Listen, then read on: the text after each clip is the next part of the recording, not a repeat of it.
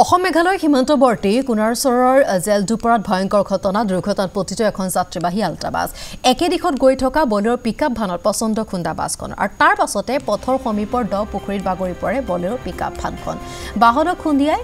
এঘৰৰ মানুহৰ দেৱালত খুন্দা মাৰে বাছখনে দুৰ্ঘটনাত গুৰুতৰভাৱে আহত দুগৰাকী বাছ যাত্ৰী কোনোমতে প্ৰাণ ৰক্ষা পৰে বাছত থকা যাত্ৰীসকলৰ আহত দুইগৰাকী যাত্ৰীক চিকিৎসালয়ত ভৰ্তি কৰিছে স্থানীয় লোকে দুৰ্ঘটনা সংঘটিত কৰি বাছ চালকৰ ঘটনাস্থলীৰ পৰা পলায়ন হাতহিঙিমাৰীৰ পৰা গোৱালপাৰা অভিমুখী আছিল যাত্ৰীবাহী বাছখন দুৰ্ঘটনাত পতিত AS17B7612 নম্বৰৰ আল্ট্ৰা বাছখন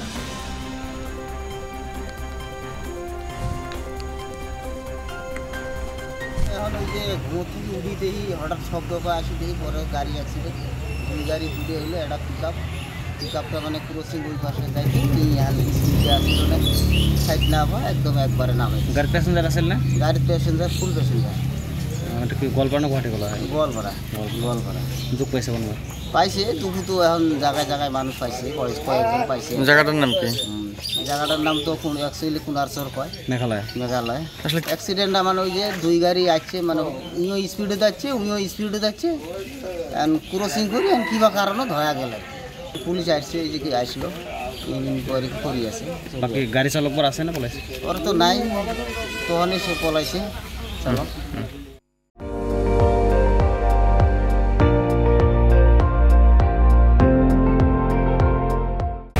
আপুনি চাই আছে ND24